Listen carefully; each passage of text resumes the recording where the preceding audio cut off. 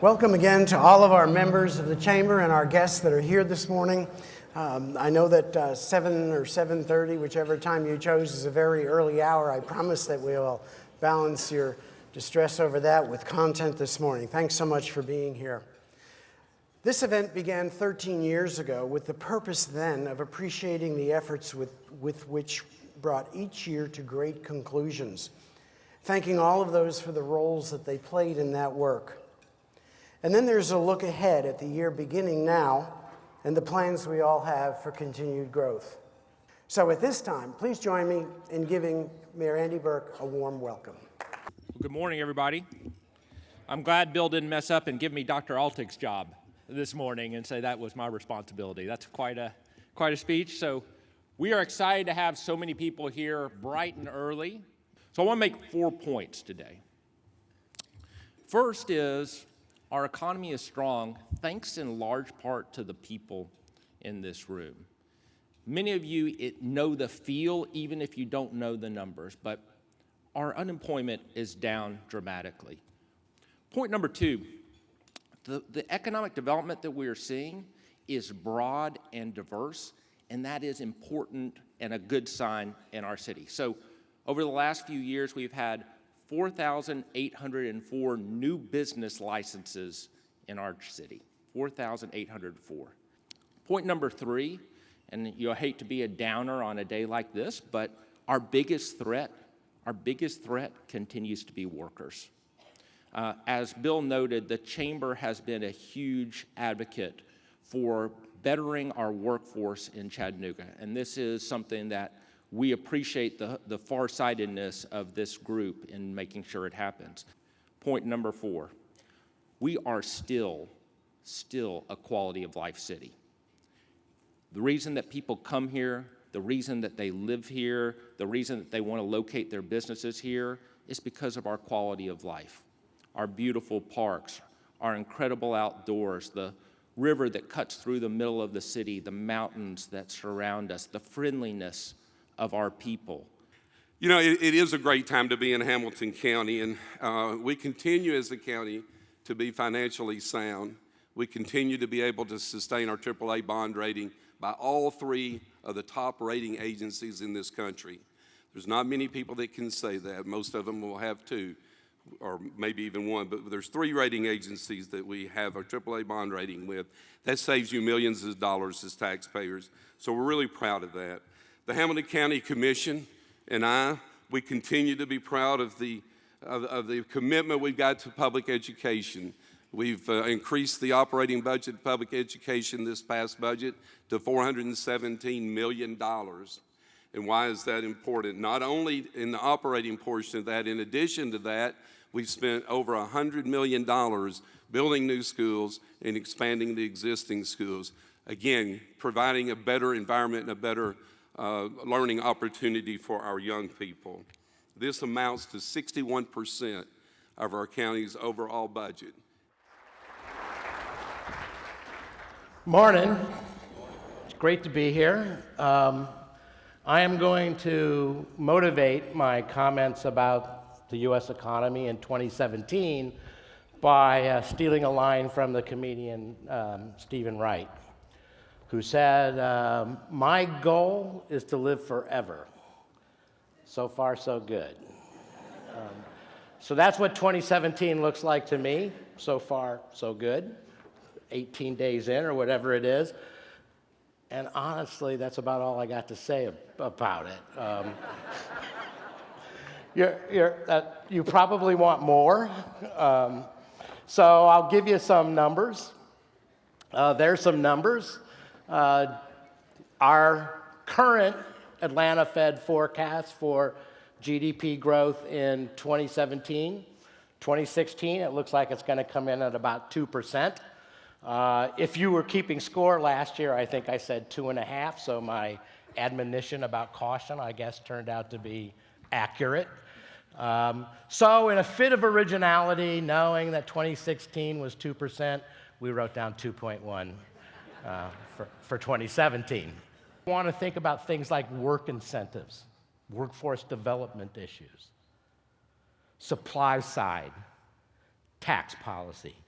We need to think about taxes holistically. That is, we should consider not just what people's circumstances are in the present, but we should actually be thinking about what they're going to face over their lifetime as they make investments in human capital development, in saving, and the like. And we got to realize that the taxes people face are a complicated mix of a lot of stuff. So their strategy is say, well, let's look at all the taxes that people face.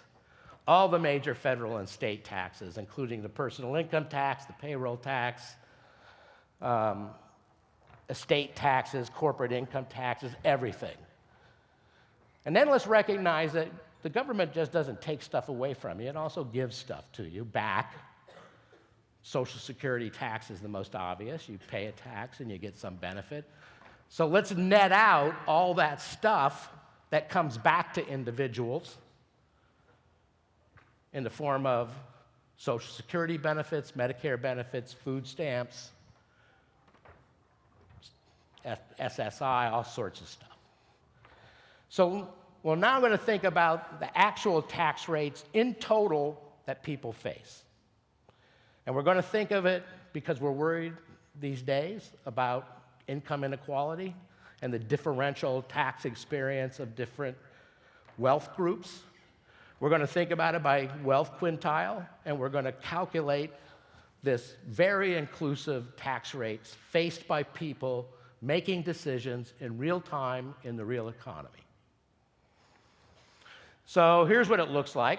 And again, the quintiles are from the poorest to the richest. The lowest quintile, the lowest 20% of wealth earners, up to the highest. And those are the average tax rates by this very inclusive, complicated calculation that each of these wealth groups on average faces. And it looks pretty progressive. So I think most of us would be pretty satisfied with that being the case. The poorer you are, the more likely it is you are to receive subsidies as opposed to higher tax rates. Here's the problem. This calculation, utterly irrelevant for the things we care about. And the things we care about are the supply side stuff, the incentives for people to work. The right question is, if I decide to work and earn one more dollar, how much do I get to keep? What's my tax rate then? So it's the marginal tax rates. Things look different if you do that. And I said, they calculate lifetime stuff, but this is just current year stuff. So this is stuff people can see. And there is no progressivity here at all.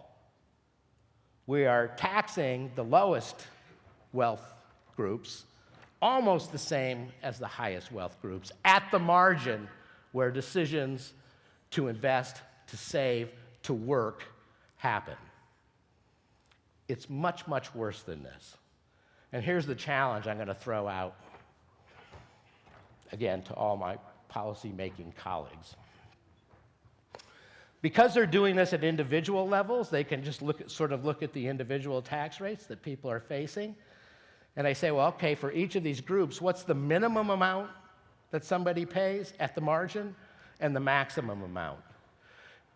And there's the answer for the lowest 40% of wealth earners in the US economy. Somebody among the least well-to-do in this economy faces a 935% tax rate for earning a dollar.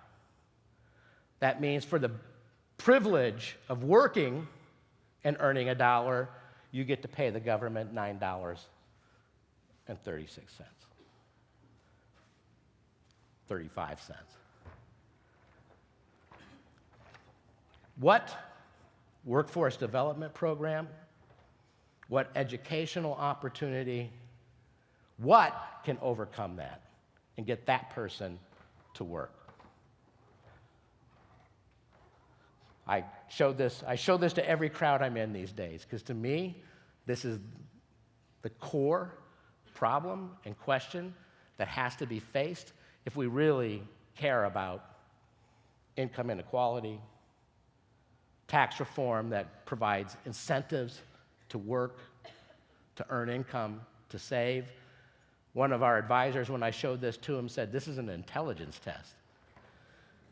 If you decide to work facing a 935% tax rate, you need some financial advice. Now, not everybody, there's not a whole ton of people at that end of the spectrum, but there's not unusual to see people in this income group with 50, 60, 70, 80, 90% tax rates. Tax reform that in the end doesn't address this, and by the way, it's not nearly so bad once you get off of the lower quintiles. And the reason is, of course, that what's happening in those lower quintiles is benefits are being taken away. That problem, to me, is first order. Corporate tax reform, probably a good idea. Other tax reforms, well, almost certainly worth consideration. But unless this one is solved, all the things that I hear the mayors caring about, all the things that I hear you caring about, face an uphill battle until the policy community really begins to confront this head on. With that, I thank you for your time.